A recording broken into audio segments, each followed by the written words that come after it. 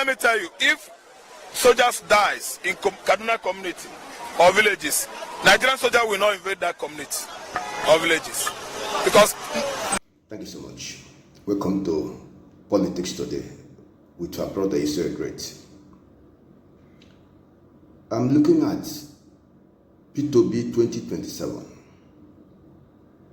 I'm calling the attention of the Nigerian people to the plot to destabilize Abia State and destroy the economy of Southeast.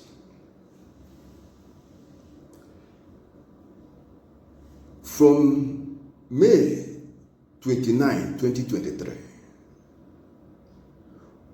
as soon as Tinubu was sworn in, far more important to the Lagos group is 2027. It's not the welfare of the Nigerian people. It's not how to build the economy. No. 2027 is number one priority. Sadly, they identify His Excellency Mr. P2B as the only obstacle to 2027 victory of Tinubu. Consequently, from day one, whosoever supported P2B, whosoever will support P2B tomorrow, whether he knows it or not, that person will sooner or later come under one form of attack or the other, either business interest or whatever interest. Anyway, support will come for P2B. Any group that will massively vote for P2B, they will be isolated. They will be directly or indirectly oppressed. They will be intimidated. They will be harassed. So many things will be done to make sure that before 2027 draws near, every opposition to the interests of Tinubu have been done away with. Lo and behold, Abia State happens to be the only state where Labour Party is in charge. Not just that Labour Party is in charge. The whole nation are singing the praise of Dr. Lex Oti. They talk about geometric power plant,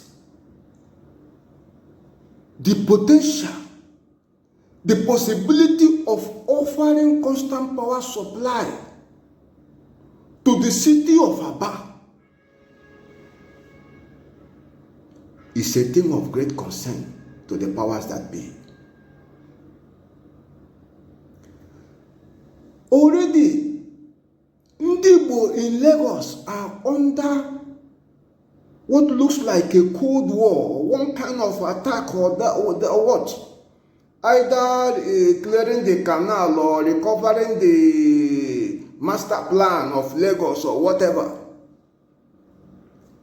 So many buildings are being marked. Some had already been demolished. And demolition will continue. It will never stop. All the markets where the Igbos built, one program or the other, one policy or the other will come up. No, close the computer village, relocate it there. Close this market, relocate it there. That's what you'll be hearing from now till 2027. the Igbos will be put under serious stress. They will come under serious psychological torture that will produce heavy financial loss. They will be greatly impoverished. Whether Lagos Calabar coastal line, without environmental impact assessment, after you change the route, after you say no, we're not continuing, after you direct it to this other way, you will hear more and more of such policies and actions. For Tinubu not to win Abuja, Wike is on duty. The years ahead, wait and see what will happen. Wait and see the number of investment belonging to the Igbo race that Wike will pull down. Just wait and see. Even if they have certificate of occupancy from the ministry, from FCT, they will be reason giving you. The minister did not directly sign it. Why would somebody sign on his behalf? You will hear all manner of things. The aim is get the property down. You will see it happen. I am not a prophet of doom. I present the truth as I'm led. You need to know the direction of the nice neck. Now, so many people are thinking of relocating to the east because of what looks like organized attack on the interest and investment of the Igbo race. Abia is also under stress. Abia State is also passing through what looks like an organized attack. Effort is being made to change the narrative about the good work of Alex Oti. Effort is being made to paint him black. Effort is being made to set enmity between him and P2B. Effort is being made to make sure investors who want to move into Abia State, something will discourage them. That is why all through Southeast, ease of doing business is off. The federal government had carefully and tactically frustrated ease of doing business. When you enter, as soon as you enter Southeast, you will see it clearly. Everywhere militarized. You can move about in the north, in Zamfara, in Katsina, in Borno, everywhere. In spite of the activities of bandits and so on, you can move freely, but not in Southeast. You can go 3 kilometers, military checkpoint. Commercial vehicles will stop. Their passengers will alight, walk about 3 posts, cross the military checkpoint before they board again. A journey of 1 hour, 3 hours, we are still on the road. Is a deliberate policy. People are made to go through psychological torture in the hand of those who ordinarily should protect them. Do you know the humiliation people go through? Moving from one checkpoint, okay, pass this. If you experience it, if you want to do any business in Southeast, you just give it up. That's what they want to achieve. They know how it will affect the economy of Southeast. How businessmen who want to come in to buy whatever, how they will feel. They know. That's why everywhere is militarized. But even at that, you still hear of military coming under attack. And the attackers will escape without a scratch. If they come with 3 vehicles, the 3 vehicles will all go. Not even the tire of one will be blown, so that the vehicle one will be grounded. At least we identify those behind the attack. No, they will just come and go. And we are wondering, what really happened? Is it that the military cannot come up with strategy to counter this and track down those who are behind? Let them plan this operation. You frustrate it. Let the people be captured red-handed. Let us see those who are involved. How come the military will not come up with strategy? We are wondering. We only hear they have attacked. And anyway, they attack and succeed. What happens? The people in that area will suffer. And goes to stimulus mentalistic response. You must mediate the stimuli before you respond. You must find out who did what. Our criminal law and jurisprudence does not support Josephat killing Mr. Okonkwo, and then the police goes and arrests Samuel just because Samuel was staying there. You should look for the man who killed the person. You don't do displacement of aggression, and that is what retaliation connotes. And we have seen it in different locations, OD and what have you. So a situation where the military will come and pack every... I was just reading through some piece of information that in December, some people were arrested, more than 40-something, from the southeast again. Young men who, some of them never traveled even outside Onitsha. They were packed into Abuja only just some few days ago to be released by the Federal High Court on bail. Some of them didn't know why they were there.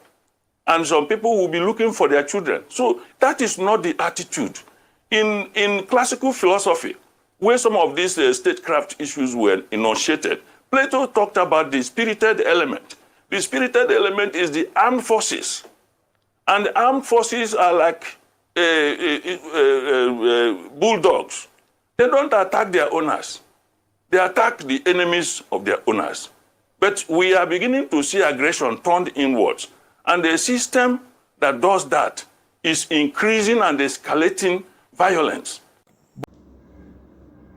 Everywhere in Southeast, there is no place where you move freely. Everything has been politicized. Even when people are not moving freely, even when everywhere is militarized, police checkpoint everywhere, military checkpoint everywhere, you still hear of attack, and the attackers will escape. You wonder why they escape. These are the mysteries that is so difficult for the people to understand. Why will they attack police and the attackers will escape? If they attack soldiers, the attackers will escape. Nobody goes after them with all the checkpoints everywhere. Then you hear of civilian casualty. You hear of people, homes being broken. You hear of this and that. You hear of people being human rights off. No more rule of engagement. No professionalism will be seen in handling the outcome of the attack, the ripple effect. Abia State needs the prayer of every member of the human family.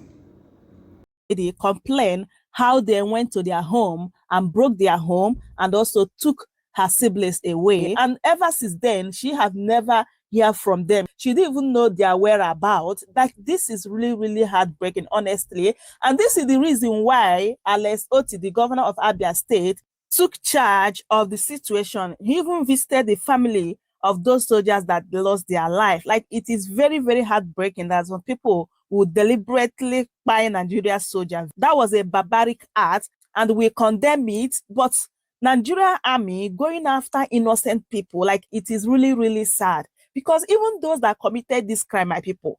Like, according to people that saw them, They said that they drove out immediately. And how did even Nigeria soldier think that those people that buy those people, they will still be around that premises? Like, how is it possible? Sometimes the way our Nigerian army, do their own thing, like I don't even understand it. And that is exactly what happened at recent events that happened in Okoma's community. It is not our fault that Abia State is Labour Party state.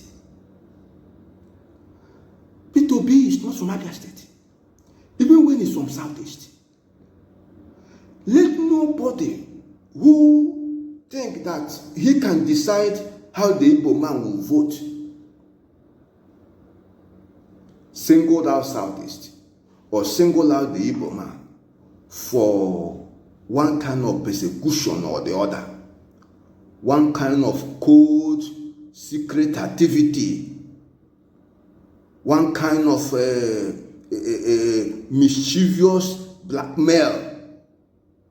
Isolate them and deal with them in one way or the other, make things difficult for them. Umar, he says something when he was speaking about P2B's opinion on Lagos Calabar Road, Coastal Road. He said P2B puts the Igbos into trouble and will not fight for them. Atoese said something in Abuja where he said we should support Tinubu and leave.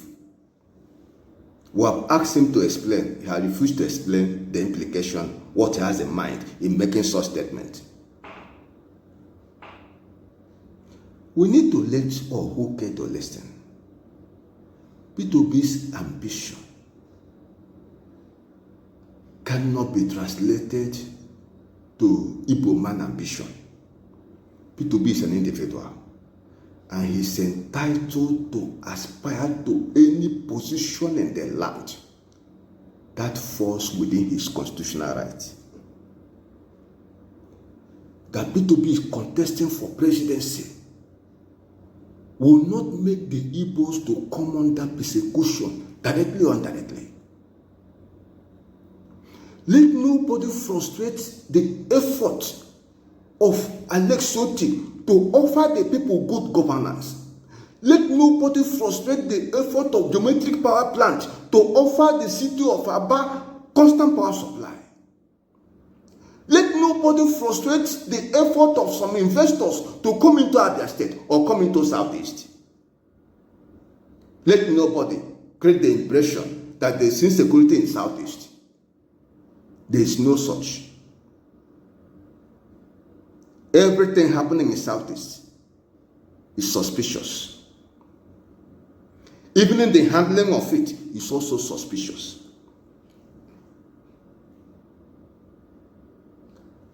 Can the political class grow up and put Nigeria first? Our national interest first. The welfare of the people, put it at the front burner. The security of the people, put it at the front burner. It's so sad that what we see today is a government pursuing selfish interests. Government laboring to capture Nigeria, not good governance. The hardship is building up. Government seems to pay no attention. The hunger is ravaging the people. Government seems to pay no attention. Nigerians are committing suicide. Government seems to pay no attention. But 2027 is at the front burner. Who to attack, who to oppose, who to frustrate, whatever, who support this. That's what we're saying. That's why all the targets, those people that supported P2B, especially from the Southwest, Tinubu hold meeting with them one-on-one. He was with Bode George. Bode George is now singing a new song. 1 year is not enough. We should give Tinubu more time. Doyo Okugbe is singing a new song.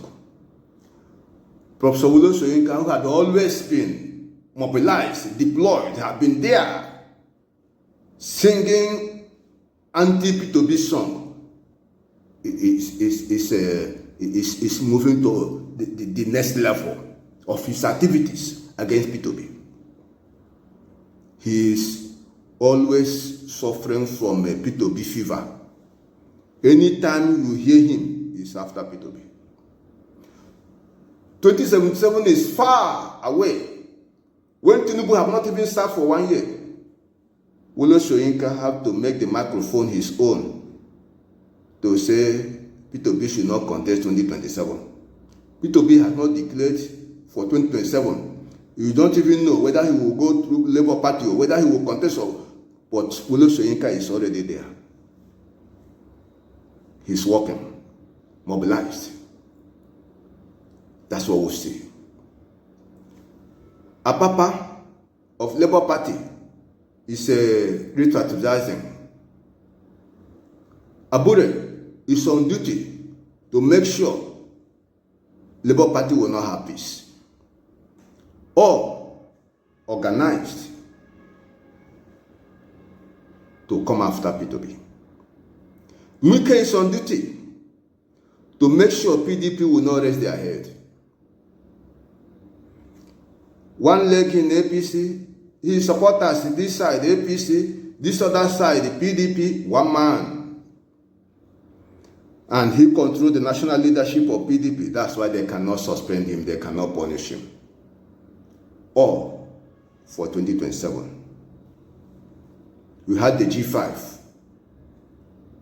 Just as soon as Tinubu was sworn in for first term, May 29, what Samuel Otoma and Co. did was to endorse Tinubu for 2027. Say, Wike is our leader, and we have endorsed Tinubu for 2027.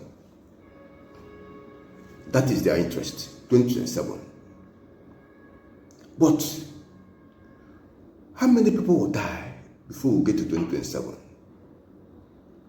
Why not put the interest of the suffering Nigerians in front? Why not pursue that first of all?